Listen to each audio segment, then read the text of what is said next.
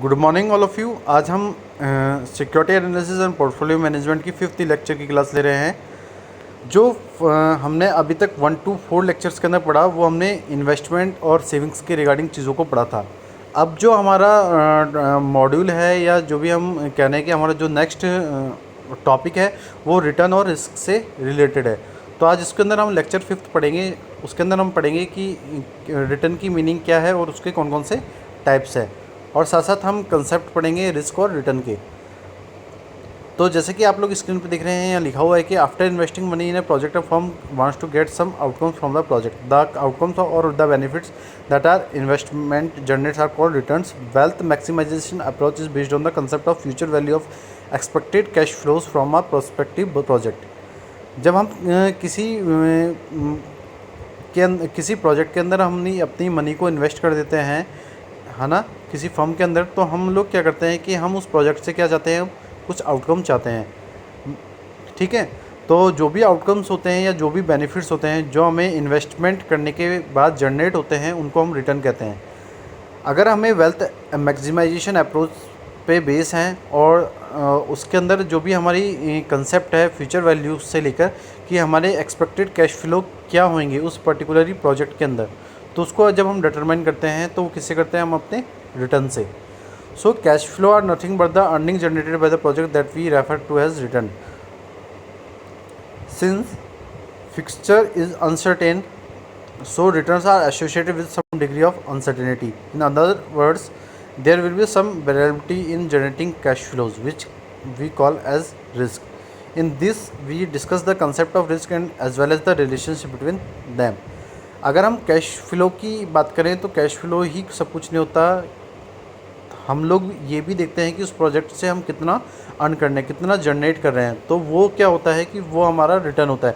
ये नहीं होता कि कितना हमारी प्रोजेक्ट के अंदर कैश फ्लो हो रहा है, उससे हम अपनी प्रॉफिट को नहीं देखते। हम देखते हैं कि हम उस प्रोजेक्ट से कितना अर्न कर रहे हैं, वो हमारा रिटर्न होता है। अगर हम फिक्सचर की बात करें तो जो फिक्सचर्स होते हैं वो अनसर्टेन होते हैं, तो जो भी रिटर्न्स होता है वो एसोसिएट होता है किसी अनसर्टेनिटी से। तो अगर हम अदर वर्ड्स में देखें तो जो भी वेरिएबिलिटी है कैश फ्लो को जनरेट करने के लिए उसके अंदर कोई ना कोई रिस्क इन्वॉल्व होती है और उसको हम रिस्क कहते हैं। तो हम अब कुछ पढ़ेंगे जो कि हम डिस्कस करेंगे कि हमारे रिस्क और रिटर्न के क्या क्या कंसेप्ट हैं और उनके बीच में क्या रिलेशन है। तो जो पहला जो टॉपिक है वो है हमारा concept of return. Return can be defined as the actual income from a project as well as appreciation in the value of capital. Thus, there are two components in return: the basic component or the periodical cash flow from the investment, either in the form of interest or dividends, and the changes in the price of the asset, commonly called as the capital gain or loss. अगर हम return को define करें तो return क्या है, एक actual income है जो कि हमें प्रोजेक्ट से उसके एप्रिसिएशन या उसके वैल्यू ऑफ कैपिटल से हमें मिल रही है। अगर हम बात करें तो रिटर्न के दो कंपोनेंट्स होते हैं, एक बेसिक कंपोनेंट होता है और दूसरा होता है कि हमारे इन्वेस्टमेंट से क्या पीरियडिकली कैश फ्लो आ रहा है, मतलब कि हर पीरियड के अंदर हमारे पास कितना कैश फ्लो आ रहा है। अगर हम दोनों चीज़ों की बात करें तो ये जो रिटर्न्स होते हैं ये हमारे पास किसी इंटरेस्ट के रूप में या किसी डिविडेंड के रूप में आते हैं। तो जो भी एसेट्स के अंदर जो भी प्राइजेस जो चेंज होती हैं वो कॉमनली क्या होती हैं, उनको हम कैपिटल गेन या लॉस कहते हैं। The term yield is often used in a connection to return, which refers to the income component in relation to some price for the asset. The total return of an asset for the holding period relates to the cash flow received by an investor during an designated time period to the amount of money invested in the asset. अगर हम yield की term को देखें तो जो yield होता है वो किससे कनेक्ट होता है, रिटर्न से कनेक्ट होता है। इससे हम ये रेफ़र करते हैं कि ये एक इनकम का कंपोनेंट है जो कि रिलेट होता है किसी पर्टिकुलर एसेट्स की प्राइस पे। अगर हमारा जो टोटल रिटर्न है किसी एक पर्टिकुलर एसेट्स का तो उसके होल्डिंग पीरियड से रिलेट होता है वो। तो उसके होल्डिंग पीरियड से हम ये देखते हैं कि उसके अंदर क्या क्या कैश फ्लोज हमें रिसीव हो रहे हैं एक इन्वेस्टर को। तो जो भी टाइम पीरियड होता है ना, उसके अकॉर्डिंग हम क्या करते हैं कि जो भी मनी हमने इन्वेस्ट की किसी पर्टिकुलर एसेट्स के अंदर उससे हमें क्या रिटर्न मिल रहा है। अब हम देखेंगे कि रिटर्न क्या है। तो ये return also known as financial return, it is in simplest terms is the money made और lost of an investment over some period of time. Return क्या है, रिटर्न को हम फाइनेंशियल रिटर्न भी कहते हैं। और अगर हम सिंपलेस्ट टर्म में देखें तो जो भी मनी या जो भी हम लॉस खाने किसी इन्वेस्टमेंट के अंदर एक पीरियड ऑफ टाइम के अंदर वो हमारा क्या है, एक रिटर्न है। ठीक है। एक return can be express nominally as the change in dollar value of an investment over a time, और return can also be express as a percentage derived from the ratio of profit to investment. Return can also be presented as net result after fees, taxes and inflation, or gross return that do not account from anything but the price change. अगर हम return को expense कर रहे हैं nominally, तो हम ये देखते हैं कि जो भी डॉलर वैल्यू में जो चेंज हो रहे हैं और उससे जो भी हमारे इन्वेस्टमेंट में जो चेंज हो रहे हैं टाइम के अकॉर्डिंग, तो वो क्या है. अगर रिटर्न की बात करें तो हम रिटर्न को एक्सप्रेस कर सकते हैं परसेंटेज के बेसिस पे, जिसके अंदर हम जो भी प्रॉफिट हम कमा रहे हैं इन्वेस्टमेंट के थ्रू, हम उसको रेशियो से फाइंड आउट कर सकते हैं. और जो भी रेशियो है वो प्रेजेंट करता है हमारे नेट रिजल्ट को आफ्टर फीस, टैक्सेज और इन्फ्लेशन से. और जो भी हमारे ग्रोस रिटर्न्स होते हैं वो किसी भी अकाउंट के अंदर इन्वॉल्व नहीं होते, क्योंकि वो क्या होते हैं, वो सब चीज़ जो भी होती है हमारे जो भी ग्रोस रिटर्न्स होते हैं वो उसके प्राइस के चेंजेस से होते हैं. A positive return is the profit or money made of an investment or venture. Likewise, a negative return represents a loss or money lost of an investment or venture. अगर हम positive return की बात करें तो वो हमारा profit होता है जिससे हमें मनी मिलती है जो कि हमने किसी पर्टिकुलर इन्वेस्टमेंट में किसी पर्टिकुलर चीज़ के अंदर इन्वेस्ट कर रखा है. अगर हम नेगेटिव रिटर्न की बात करें तो नेगेटिव रिटर्न क्या होता है, हमारा लॉस होता है कि कितनी मनी हमने किसी पर्टिकुलर इन्वेस्टमेंट के अंदर लॉस कर दी है. तो अगर हम रिटर्न की बात करें तो रिटर्न हमारे पास दो तरीके के होते हैं, नॉमिनल रिटर्न और real return. A nominal return is the net profit और loss of an investment expressed in nominal terms. It can be calculated by figuring the change in the value of investment over a stated time period plus and distribution minus any outlays. Distribution received by an investor depend on the type of investment or venture but may include dividend, interest rate, rents, rights, benefit or other cash flows received by an investor. Outlays paid by an investor depend on the type of investment or venture but may include taxes, costs, fees or expenditure made by the investor to acquire, maintain and sell an investment. अगर हम nominal return की बात करें तो nominal return क्या होता है, हमारा नेट प्रॉफिट होता है या नेट लॉस होता है किसी पर्टिकुलर इन्वेस्टमेंट के अंदर, जो कि एक्सप्रेस होता है नॉमिनल टर्म्स के अंदर. इसको हम कैलकुलेट करते हैं किसी फिगर के थ्रू, जो कि हमारे इन्वेस्टमेंट के अंदर जो भी वैल्यू चेंजेस हो रहे हैं जो कि एक पर्टिकुलर टाइम पीरियड के या किसी टाइम के अंदर हो रहे हैं, तो उससे हमें कितना डिस्ट्रीब्यूशन प्रोवाइड हो रहा है उसको हम अपने आउटलेज से माइनस कर देते हैं. तो जो भी डिस्ट्रीब्यूशन हमें रिसीव होता है किसी इन्वेस्टर को, वो डिपेंड होता है कि उसने किस तरीके के इन्वेस्टमेंट के अंदर अपना मनी को इन्वॉल्व किया है. तो उसको हम उसके अंदर हम ये इंक्लूड करते हैं कि जो भी हमारे डिविडेंड्स होते हैं, जो भी इंटरेस्ट होता है, जो भी रेंट्स होते हैं, जो भी राइट्स होते हैं, या जो भी बेनिफिट्स होते हैं, या जो भी कैश होते हैं, वो इन्वेस्टर को कितने रिसीव हो रहे हैं. तो जो आउटलेज होते हैं वो पेड करता है इन्वेस्टर, जो कि डिपेंड होता है कि किस तरीके का इन्वेस्टमेंट है और उसके अंदर इंक्लूड होते हैं कि किस तरीके के टैक्सेस हैं, क्या कॉस्ट है, क्या फ़ीस है, क्या एक्सपेंडिचर है जो कि इन्वेस्टर पे कर रहा है. और उससे ये वो एक्वायर करता है, मेंटेन करता है इन इन्वेस्टमेंट को और आगे उनको सेल करता है हायर रिटर्न के लिए. रियल रिटर्न क्या है, ये real rate of return is adjusted for change in price due to inflation और other external factors. These methods express the nominal rate of return in real terms, which keeps the purchasing power of a given level of capital constant over time. Adjusting the nominal return to compensate for factors such as inflation allows you to determine how much of your nominal return is real return. Knowing the real rate of return of an investment is very important before investing your money. That's because inflation can reduce the value as the time goes on, just as taxes also chip away at it. अगर हम real return की बात करें तो real जो return होता है वो रेट ऑफ रिटर्न होती है जिससे हम जो भी हमारी जो प्राइजेस हैं उनके अकॉर्डिंगली हम चेंजेस करते हैं और एडजस्ट करते हैं कि जो भी इन्फ्लेशन या कोई भी एक्सटर्नल फैक्टर्स है जिससे हम रिफ्लेक्ट हो रहे हैं, जिससे जो भी हमारा रिटर्न है वो चेंज हो रहा है किसके अकॉर्डिंगली, प्राइस के अकॉर्डिंगली. तो ये जो मेथड होता है ये एक्सप्रेस करता है उन सारी नॉमिनल रेट्स को जो कि हमें रियल टर्म्स के अंदर रिटर्न में मिल रही है. ये साथ साथ हमारी जो भी परचेजिंग पावर होती है किसी पर्टिकुलर कैपिटल के अंदर उनको अपने पास रखता है, जो कि कांस्टेंट होती है ओवर टाइम पे.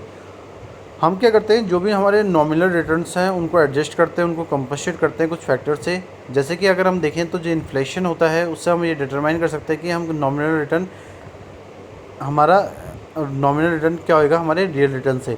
तो हम उस रियल रेट ऑफ रिटर्न को जो कि हमने किसी पर्टिकुलर इन्वेस्टमेंट में डाल रखा है उससे हम उसको डिफाइन करते हैं। तो उससे हम देखते हैं कि जो भी मनी हमने इन्वेस्ट कर रखी है पहले उससे हमें कितना रियल रिटर्न मिल रहा है। तो जो अगर हम देखें तो जो इन्फ्लेशन है अगर वो रिड्यूस हो रही है तो हम अगर टाइम के अकॉर्डिंग तो देखते हैं कि तो क्या है हमारा रिटर्न भी उसके अकॉर्डिंगली रिड्यूस और अप होता है। तो हम देखते हैं कि जैसे अगर टैक्सेस बढ़ जाते हैं तो जो रिटर्न्स जैसी जो चीज़ें हैं वो हमसे दूर हो जाती हैं।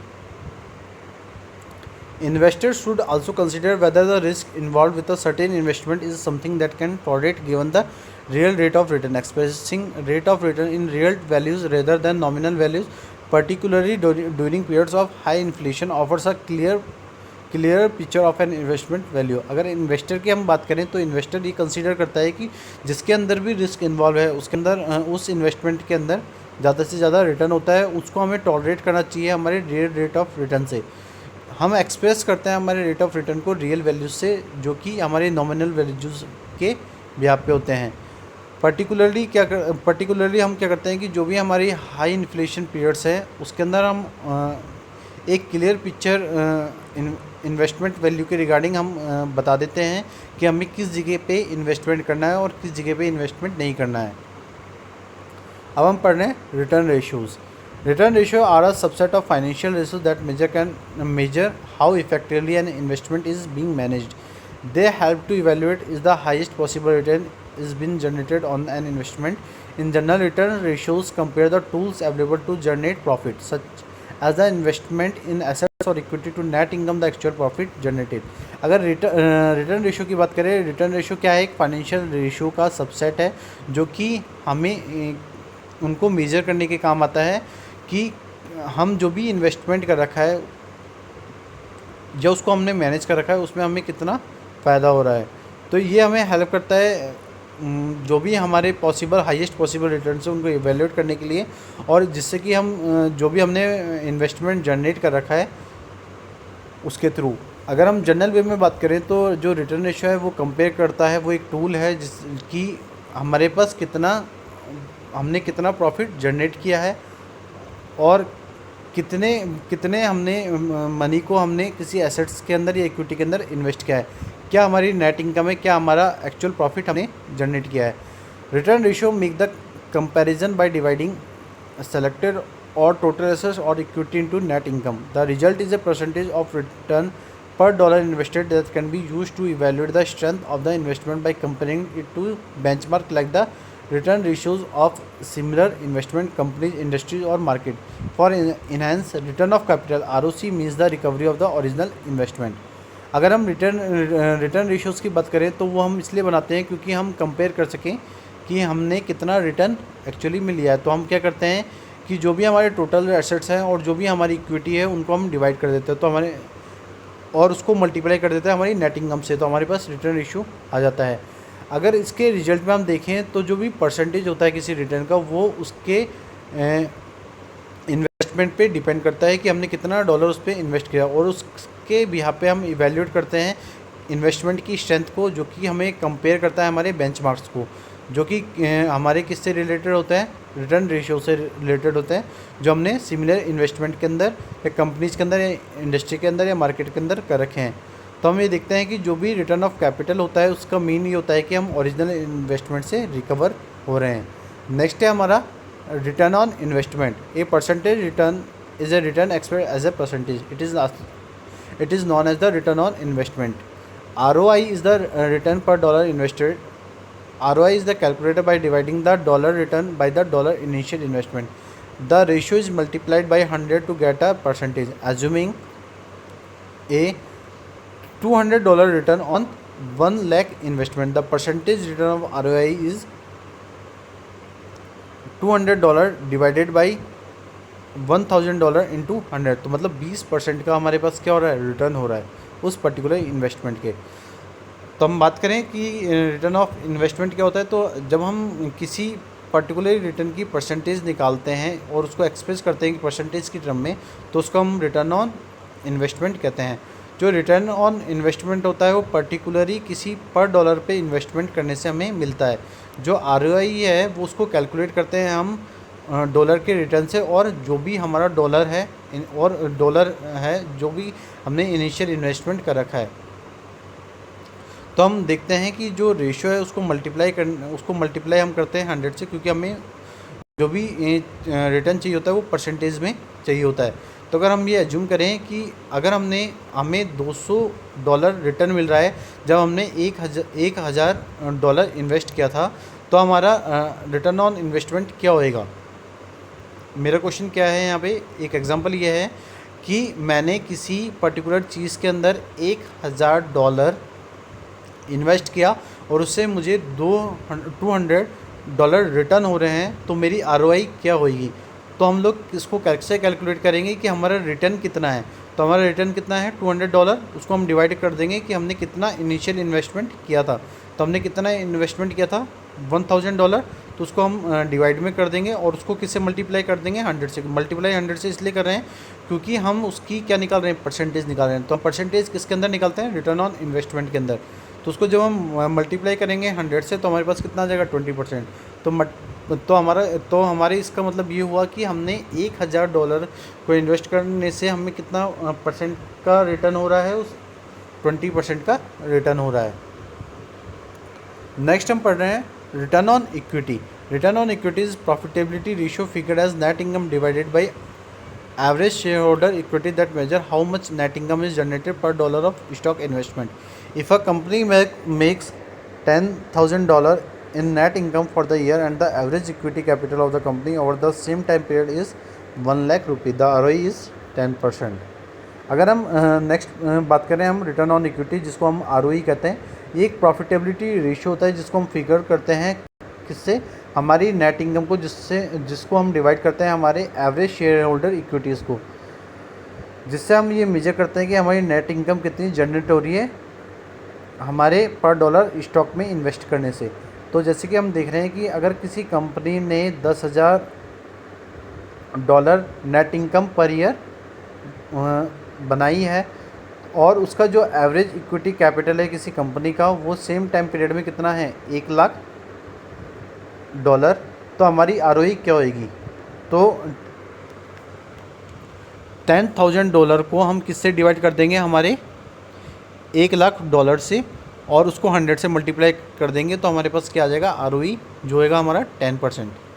ठीक है, मेरे कहने का मतलब ये था कि कोई कंपनी है वो $10,000 नेट इनकम कमा रही है हर साल, किस पे, जब वो किसी इक्विटी कैपिटल, अपने कंपनी की इक्विटी की कैपिटल पे इन्वेस्ट करके सेम टाइम पीरियड में। तो आरओई हमारा क्या होएगा, तो हम जो कंपनी का हमारी जो नेट इनकम है, नेट इनकम को हम किससे डिवाइड कर देंगे, हमारे एवरेज शेयर होल्डर इक्विटी से, और उसको मल्टीप्लाई कर देंगे 100 से, तो हमारे पास क्या आ जाएगा, आरओई। नेक्स्ट है हमारा return on assets. Return on assets ROE is a profitability ratio figured as the net income divided by the average total assets that measures how much net profit generated from each dollar invested in assets. It can determine financial leverage and whether enough in earned from assets used to cover the cost of capital. Net income divided by average total assets equal ROA. जो return on assets होता है वो एक profitability ratio होता है, उससे हम ये फिगर करते हैं कि जो नेट इनकम है उसको हम डिवाइड कर देते हैं हमारे एवरेज टोटल एसेट से, जिससे कि हम ये मेजर कर सकें कि हमने कितना नेट प्रॉफिट कमाया है किसी पर्टिकुलर एसेट्स के अंदर इन्वेस्ट करके। तो उससे हम ये डिटरमाइन करते हैं हमारी फाइनेंशियल लिवरेज को, जो कि इनफ नहीं होती किसी पर्टिकुलर एसेट्स को अर्न करने के पर्टिकुलर एसेट्स के अंदर अर्न करने के लिए। इससे हम क्या करते हैं कि सिर्फ हमारे जो कोई भी कॉस्ट ऑफ कैपिटल है उसको हम कवर कर सकते हैं। जो नेट इनकम होती है उसको हम डिवाइड कर देते हैं किससे, एवरेज टोटल एसेट से, वो इक्वल हो जाती है आरओए से। तो इसको एग्जांपल से हम समझ लेते हैं। If net income for the year is $10,000 and the total average assets for the company over the same time period is equal to $1 lakh, so the ROE is the $10,000 divided by 1 lakh, तो वो कितना हो जाएगा 10%। इसका मतलब ये हुआ कि अगर हमने हम किसी ईयर के अंदर जो हमारी नेट इनकम है वो $10,000 है, जब हम किसी पर्टिकुलरली एसेट्स के अंदर इन्वेस्टमेंट कर रहे हैं, और जो इन्वेस्टमेंट है हमारा वो कितना है $1,00,000 उसी सेम टाइम पीरियड पे, तो हमारा रिटर्न ऑन एसेट्स क्या होएगा? तो $1,00,000 एसेट्स के अंदर इन्वेस्ट करने के बाद हमें कितना नेट इनकम हो रही है उससे? $10,000। तो हमारा जो ROA होगा उसको हम क्या करेंगे, जो भी हमारे नेट इनकम है उसको हम डिवाइड कर देंगे हमारे एवरेज टोटल एसेट से, उसको मल्टीप्लाई कर देंगे 100 से, तो हमारे पास क्या आ जाएगा? ROA, जो कि हमारा क्या है इस क्वेश्चन के अंदर 10%। इसको हम इस तरीके से भी मेजर कर सकते हैं कि जो टोटल रिटर्न है वो बराबर होता है हमारे cash payment received plus price change in assets और the period divided by purchase price of assets. Total return हम किस तरीके से मेजर करते हैं कि जो भी हमारे कैश पेमेंट हम रिसीव कर रहे हैं उसके अंदर हम प्लस कर देते हैं कि जो एसेट्स है उनकी प्राइजेस में ओवर द पीरियड कितना चेंजेस आ रहा है, और उसको हम डिवाइडेड करते हैं कि हमने एसेट्स को किस प्राइस पे परचेज किया है, तो हमारे पास टोटल रिटर्न आ जाता है। In connection with return we use two terms, realised return and expected और predicted return. Realized return is the return that was earned by the firm, so it is historic. Expected or predicted return is the return the firm anticipates to earn from an assets over some future period. अगर हम return की connection की बात करें तो हम उसको दो तरीके से फाइंड आउट कर सकते हैं, एक रियलाइज्ड टर्म में और एक एक्सपेक्टेड और प्रिडिक्टिव रिटर्न की टर्म में। अगर हम रियलाइज्ड की रिटर्न की बात करें तो ये एक वो रिटर्न होता है जिससे कि जो कोई एक फर्म अर्न करती है, जो कि हिस्टोरिक होती है। अगर कोई फर्म कोई रिटर्न अर्न कर रही है तो वो कौन सा रिटर्न होगा? Realised return. अगर हम एक्सपेक्टेड और प्रेडिक्टिव रिटर्न की बात करें तो ये वो रिटर्न होते हैं जो फर्म एंटिसिपेट करती है जब वो किसी पर्टिकुलर एसेट के अंदर इन्वेस्ट कर रही है किसी फ्यूचर पीरियड के अंदर, तो वो हमारे क्या होंगे? Expected return. मतलब किसी कंपनी ने या किसी फर्म ने किसी पर्टिकुलर एसेट्स के अंदर अपने पैसे इन्वेस्ट किए हैं और वो फ्यूचर पे देख रही है कि उसको कितना रिटर्न होने वाला है, तो वो क्या होंगे? उसके एक्सपेक्टेड रिटर्न होंगे। अब मैंने एक डायग्राम यहाँ पे बना रखा है और डायग्राम के अंदर मैंने जो एक्स एक्सिस है उसके ऊपर रिटर्न डाल रखा है और वाई एक्सिस पे क्या है? रिस्क है। तो हम ये देख रहे हैं कि और मैंने वहाँ पे कुछ सेक्शन बना रखे हैं कि अगर लो रिस्क और लो रिटर्न का होंगी बैंक डिपॉजिट्स के अंदर, और ज़्यादा रिटर्न का होंगे स्मॉल सेविंग्स में। मीडियम रिस्क और मीडियम रिटर्न का होंगे नॉन कन्वर्टेबल डिवेंचर्स पे, और यहाँ पे रिटर्न क्या होंगे? किस में होंगे? कंपनी डिपॉजिट्स में। हाई रिस्क और हाई रिटर्न किस में होंगे? कन्वर्टेबल डिवेंचर्स में। और रिटर्न हम की बात करें तो किस में होंगे? इक्विटी शेयर्स के अंदर।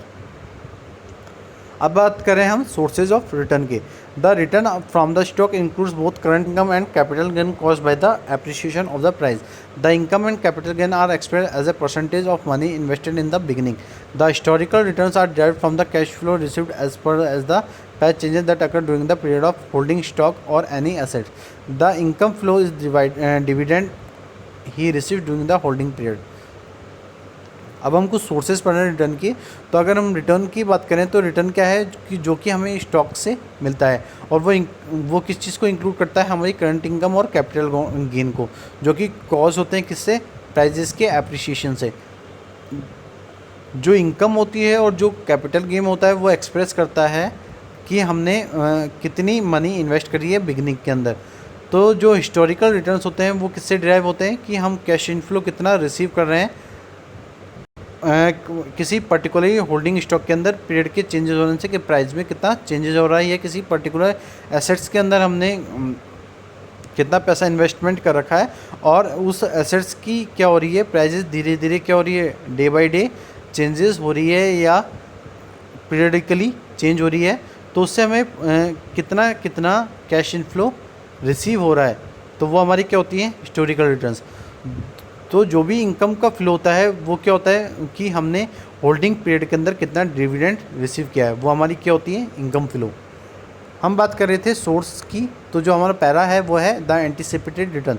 The historical term can be calculated by a direct method. The calculation of the anticipated और expected return is different. The ex ante or future returns are calculated with the help of probability. Probability describes the likelihood occurrence of an event. the likelihood of getting a certain rate of return, the value of the probability range from 0 to +1, the value never exceeds 1. अगर हम anticipated return की बात करें तो ये एक historical term है जिससे हम डायरेक्ट मेथड के थ्रू इसको कैलकुलेट करते हैं. इसके कैलकुलेशन के अंदर हम एंटिसिपेटेड या एक्सपेक्टेड रिटर्न डिफरेंट वेज से करते हैं. अगर हम बात करें एक्स एंटे और फ्यूचर रिटर्न से तो हम उसके अंदर कैलकुलेट करते हैं किसकी हेल्प से, प्रोबेबिलिटी की हेल्प से. तो प्रोबेबिलिटी हमें ये डिस्क्राइब करती है कि लाइक्लीहुड की अकरेंस में कितने इवेंट अकर हो रहे हैं. तो जो लाइक्लीहुड है उसकी गेटिंग से हमें कितना रेट ऑफ रिटर्न मिल रहा है. तो अगर हम किसी प्रोबेबिलिटी की रेंज को वैल्यूड करना है तो हम कितनी वैल्यू से कर सकते हैं उसको, 0 से +1 से. अगर किसी प्रोबेबिलिटी की वैल्यू 0 से +1 के बीच में आ रही है तो उससे हम एंटिसिपेटेड रिटर्न फाइंड आउट कर सकते हैं. और ये जो वैल्यूज़ होती हैं ये कभी भी एक से ज़्यादा नहीं होती. नेक्स्ट है हमारा present value of return. The return occurs at the end of the period. It is to be expected at the beginning of the holding period. It has to be given in terms of the present value. अगर हम बात करें present value return की तो जो return जो हमें period के एंड के टाइम पे मिलता है वो हमारा होता है प्रेजेंट वैल्यू ऑफ रिटर्न. इसको एक्सप्रेस करने के लिए कि हमने कितना रिटर्न लिया बिगनिंग में जब हम होल्डिंग पीरियड में थे, या किसी होल्डिंग पीरियड के अंदर हमने बिगनिंग में कितना रिटर्न किया. तो इस टर्म के अंदर हम क्या करते हैं कि प्रेजेंट वैल्यू को यूज़ करते हैं. Multiple year holding period. It is easy to calculate the present value of the stock of a year. If the holding period is more than a year, a separate formula is applied to find out the present value of the share. अगर हम किसी particularly किसी stock के present value को calculate कर रहे हैं हर साल के अंदर, तो उसके जो होल्डिंग पीरियड्स होंगे वो मोर देन अ ईयर होंगे और उसको हम एक सेपरेट फार्मूला से अप्लाई करके हम उसकी प्रेजेंट वैल्यू को फाइंड आउट कर सकते हैं. ठीक है. तो जैसे कि आप लोगों ने जब कैपिटल बजटिंग पढ़ा होगा तो कैपिटल बजटिंग के अंदर आपने नेट प्रेजेंट वैल्यू मेथड सीखा है. तो उसके अंदर हम प्रेजेंट वैल्यू कैसे कैलकुलेट करते हैं, 1/1 + r⁻1. ठीक है. तो इससे हम क्या निकाल देते हैं, प्रेजेंट वैल्यू निकाल देते हैं और प्रेजेंट वैल्यू के बेसिस पे जितना भी हमारा कैश फ्लोज आ रहे होते हैं उसको हम अपनी प्रेजेंट वैल्यू से क्या कर देते हैं, मल्टीप्लाई कर देते हैं. तो हमारे पास टोटल कैश इनफ्लो आ जाता है. फिर उसको हम क्या करते हैं, टोटल कर लेते हैं और उसको हम किससे माइनस कर देते हैं, हमारे इनिशियल इन्वेस्टमेंट जो हमने स्टार्टिंग में या बिगनिंग में लगाया था किसी पर्टिकुलरी प्रोजेक्ट के अंदर या किसी पर्टिकुलरी कंपनी के अंदर या फर्म के अंदर. तो उससे क्या होता है कि हम प्रेजेंट वैल्यू के बेसिस पे भी क्या करते हैं, किसी स्टॉक की वैल्यू को डिफाइन कर सकते हैं. नेक्स्ट है हमारा constant growth model. In this model the basic assumption is that dividends will grow at the same rate G into an indefinite future. ये जो कांस्टेंट ग्रोथ मॉडल है ये एक मॉडल है जो कि एक बेसिक एजम्पशन है किसका, डिविडेंड्स का, जो कि ग्रो होता है सेम रेट से और ये होता है इंडिफिनाइट फ्यूचर्स के अंदर. This model is based on assumption. ये जो मॉडल है ये बेस है किस पे, एजम्पशन पे. The firms dividend policy will be stable. जो फर्म्स की डिविडेंड पॉलिसी होती है वो स्टेबल होती हैं. The firm will earn a stable return over the time. जो फर्म है वो स्टेबल रिटर्न को अर्न करती है कब, ओवर द टाइम पीरियड पे. This model is applicable when the analyst is able to predict all these 3 variables in the equation, namely next year dividend, the firm's long term growth rate and the required rate of the return of the investor. Once the 3 values are known as the analyst, the theoretical value of the present value of the stock can be computed and compared with the prevailing price. अगर हम इस model की बात करें तो ये apply तब होता है जब कोई एनालिस्ट क्या करता है, इसमें प्रेडिक्ट करता है 3 वेरिएबल्स को और उसके बिहार पे वो एक इक्वेशन डिजाइन करता है कि नेक्स्ट ईयर का डिविडेंड कितना है, फर्म्स ने कितनी ग्रोथ रेट ली है और कितनी रिक्वायर्ड रेट ऑफ रिटर्न है किसी इन्वेस्टर की. तो इन तीनों की वैल्यू से हम क्या करते हैं कि एनालिस्ट एक थ्योरेटिकल वैल्यू से प्रेजेंट वैल्यू किसी स्टॉक की कंप्यूट करता है, उसको कंपेयर करता है हमारी आज की प्रेजेंट प्राइस से. ये किसके अंदर होता है, हमारे कांस्टेंट ग्रोथ मॉडल के अंदर. तो आज के लेक्चर के अंदर हम लोग इतना ही पढ़ेंगे और आगे के लेक्चर के अंदर हम जो पढ़ने वाले हैं वो रिस्क के बारे में पढ़ने वाले हैं. इस लेक्चर के अंदर हमने पूरा कंप्लीट रिटर्न के बारे में पढ़ लिया. आज के लिए इतना ही. Thank you so much and have a nice day.